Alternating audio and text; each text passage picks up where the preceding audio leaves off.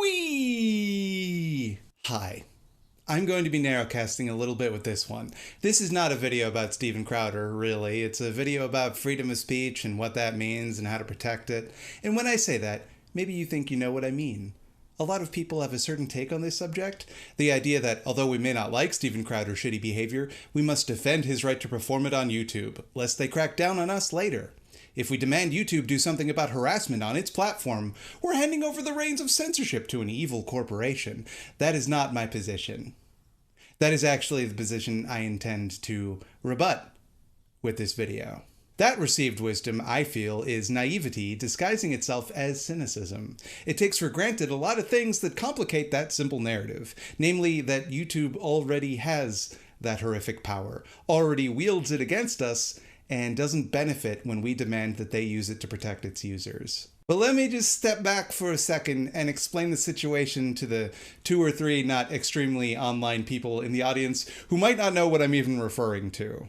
Steven Crowder, the living meme right-wing comedian, is currently under fire for a small selection of the extremely homophobic comments he's made over the years.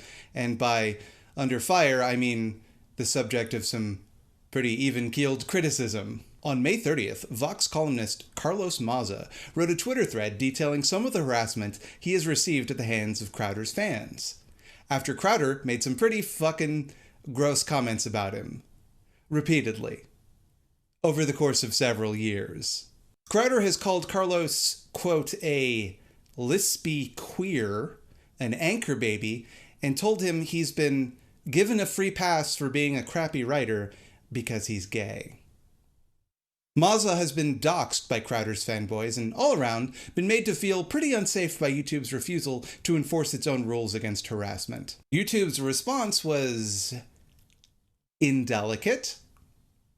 They decided that Crowder's direct targeted harassment of a gay man on their platform was uncomfortable, but ultimately permissible. As an open platform, it's crucial for us to allow everyone from creators to journalists to late-night TV hosts to express their opinions within the scope of our policies. Opinions could be deeply offensive, but if they don't violate our policies, they'll remain on our site. That's interesting to me. It makes me wonder if YouTube's harassment policies are publicly available and directly contradict what they're saying. And oh, hey, would you look at that? They do!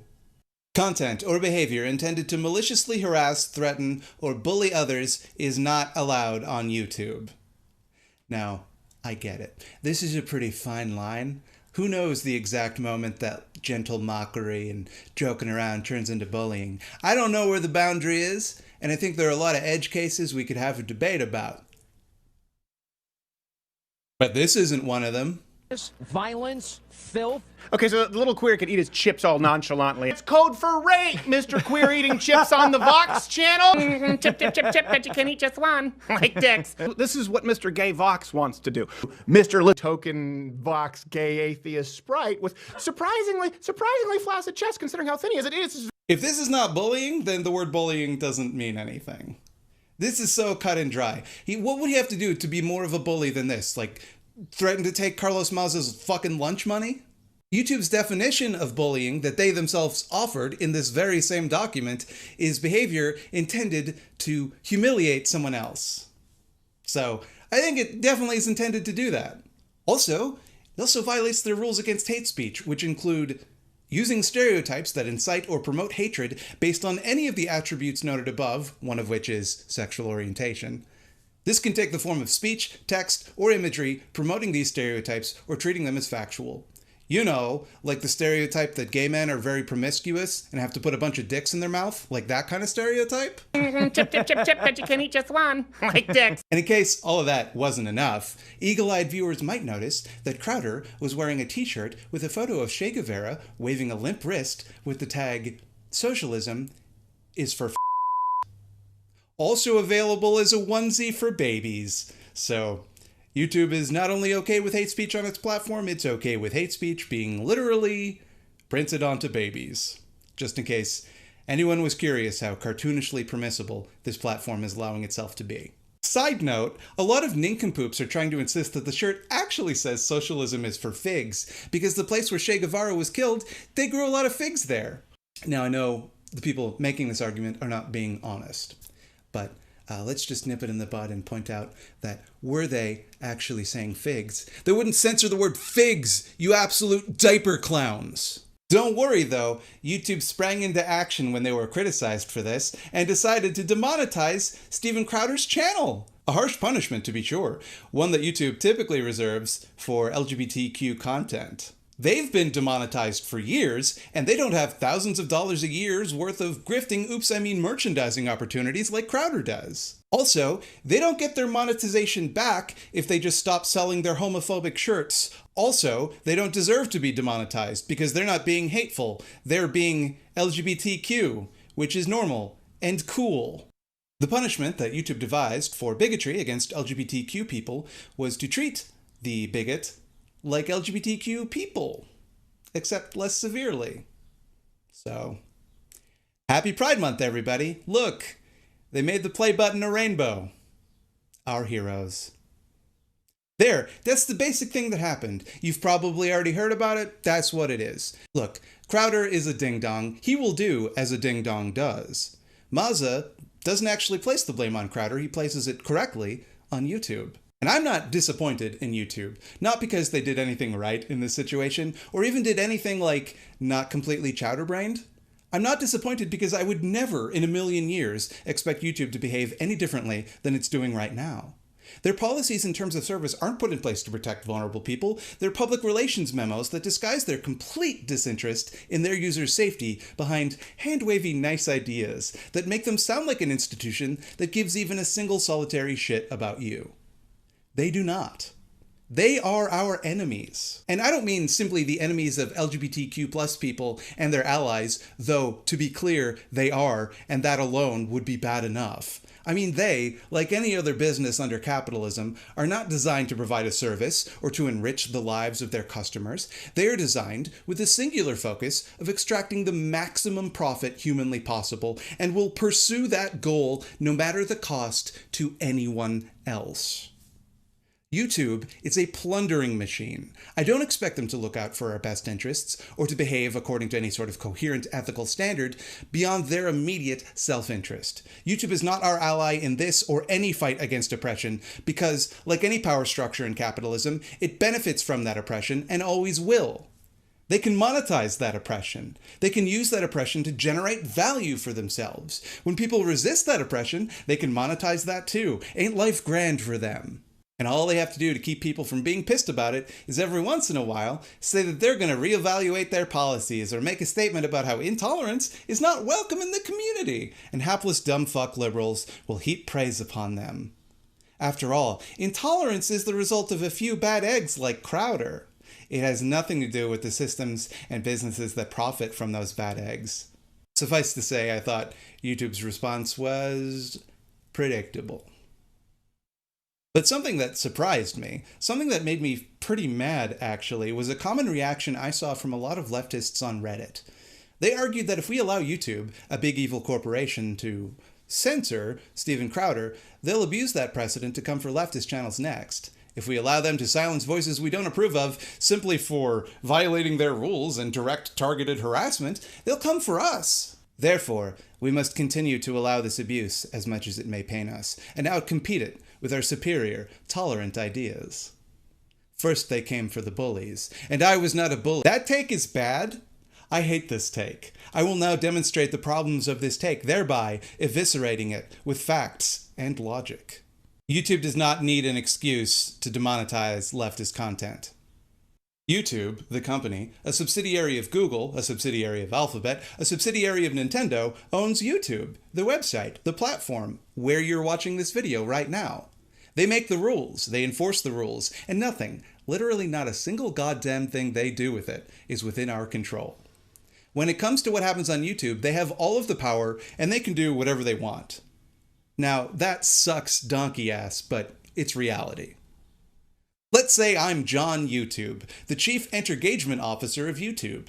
I decide that, you know what, all of these commies are cramping my style. They're not worth the measly little ad revenue they bring in because they might inspire the proletariat to rise up against us and take my cool website and make it better for everybody, and then I can't make any money from it.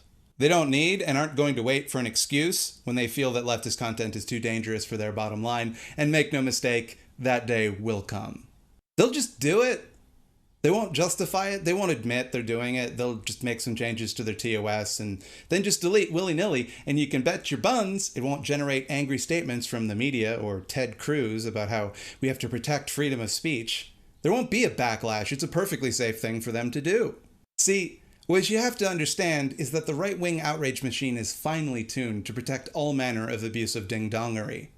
These astroturfed phonies come together in rhetorical lockstep, not because they understand the importance of solidarity better than the left does or whatever, but because they're all funded by the same few rich ghouls. They all have the same few pet causes. There is no leftist billionaire equivalent pumping out like Marxist agitprop because billionaires have no interest in destroying the mechanisms by which they became billionaires. So when Crowder finds himself in a bit of a pickle and he's being criticized by leftos, he has a bunch of other powerful media figures and outlets that have a vested interest in protecting him.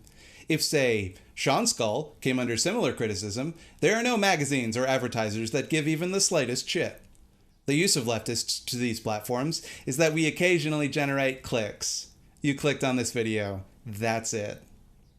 But rightos? They have millions of dollars in think tank money. They spend millions on advertising on these platforms, including on leftist videos. So even the leftist videos are only useful to YouTube as long as the right wing says they are. They rake in tremendous amounts of sticky, icky cashish in the forms of donations and brand deals. To put it bluntly, they're just a whole hell of a lot more profitable. If you cave to right-wing pressure to ban leftist content, you might make a few communists angry. Big deal. Communists already don't like you, you big rich jerk. I'm a communist. I can confirm. I hate your guts. But if you cave to left-wing pressure to ban right-wing content, you make advertisers and investors angry. Which do you think factors more heavily into YouTube's decision-making process?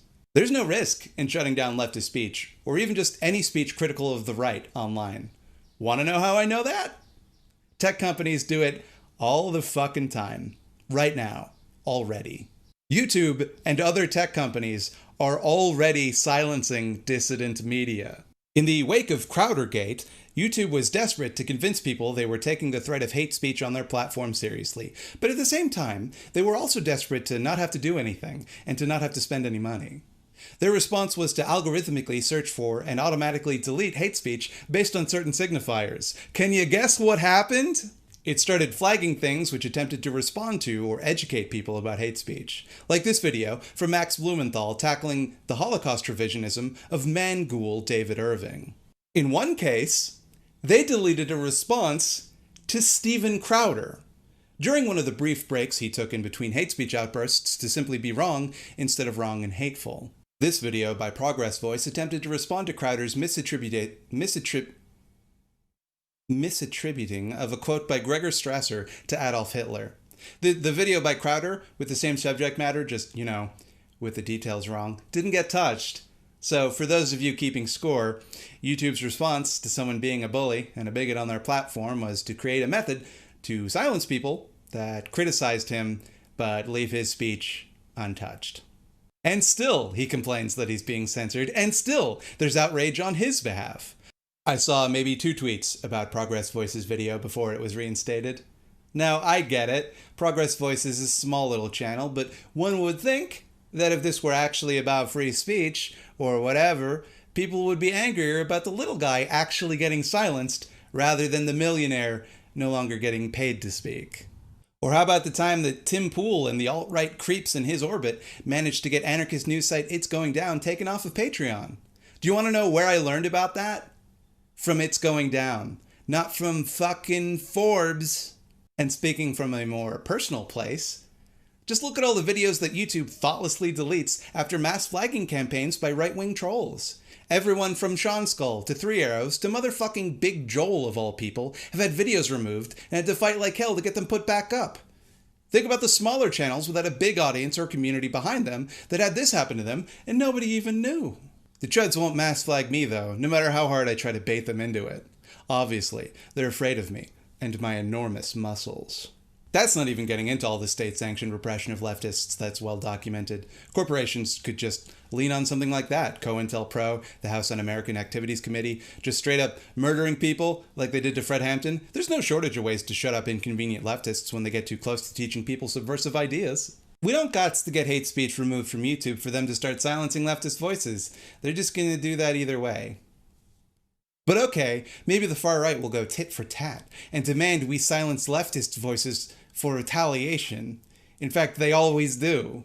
In fact, a lot of the examples I cited were them doing exactly that. They will fight back, and in a lot of cases, they will fuck us over. And we should fight them anyway. It's worth the risk. Anything cool or good we can possibly do will be met with retaliation from reactionaries. That is a fact of life. Now, maybe that's not worth it for you personally. Maybe you're in a vulnerable position and can't afford to open yourself up to that kind of risk, and that's fair enough. For everyone else, for people like me, you don't give in to bullies. It will never make them stop. It makes them bolder. Fighting back isn't guaranteed to make them stop either, but it's a whole hell of a lot more likely to.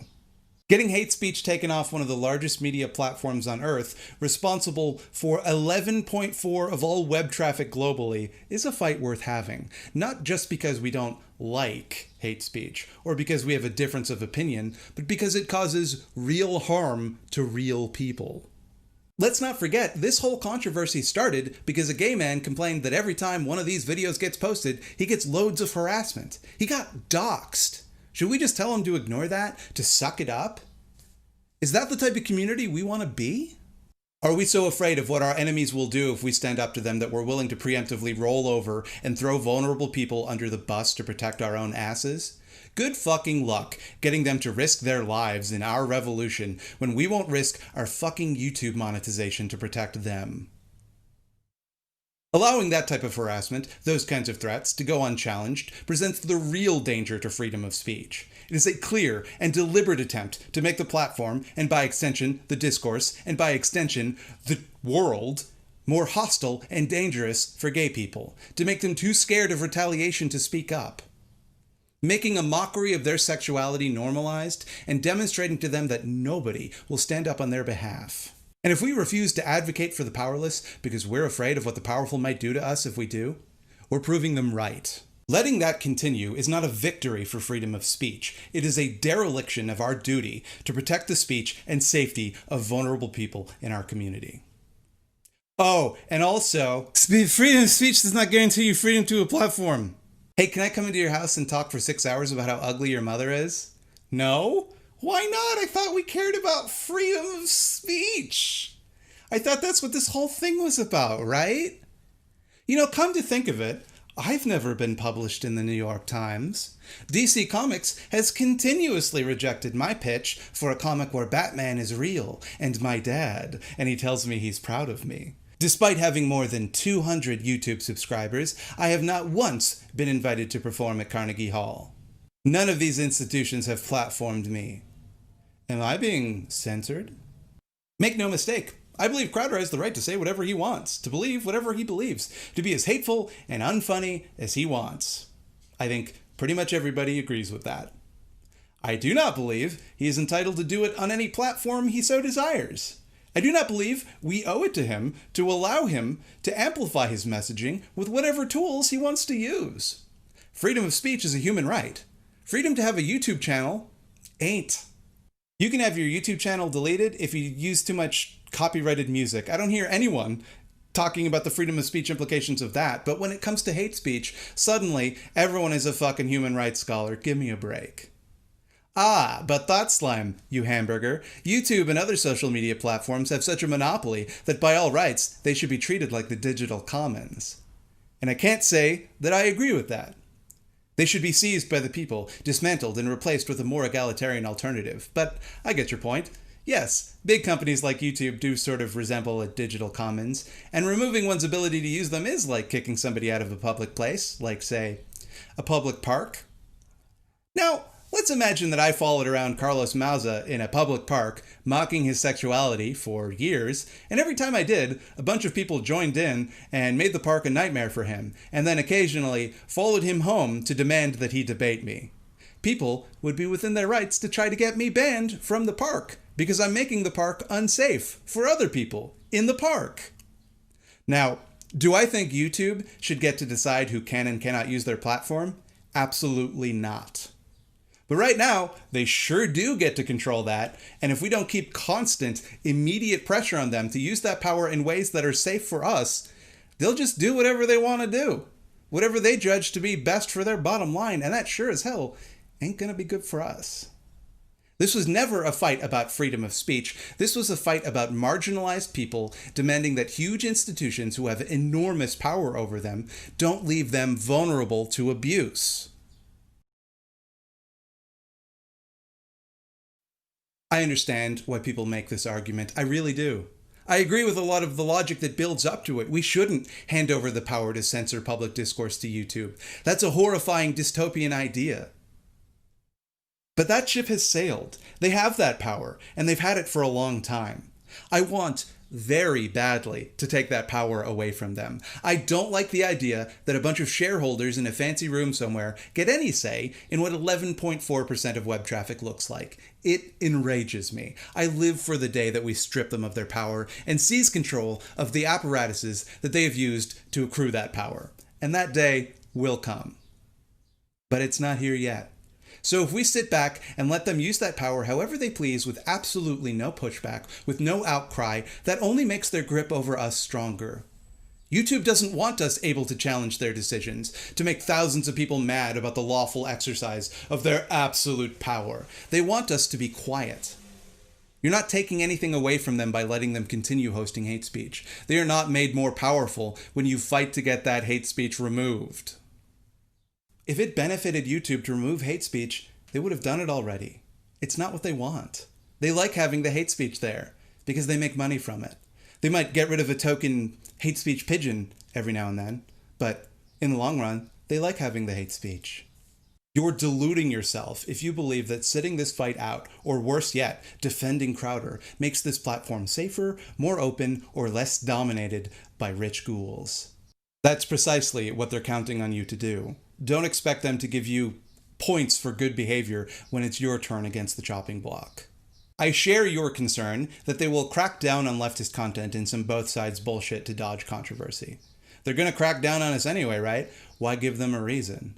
But frankly, if we're not willing to fight for the powerless in all circumstances, if we're not brave enough to use our platforms to defend people when they're being abused because we're afraid of what we might personally lose in the process, then we have no business making leftist content in the first place.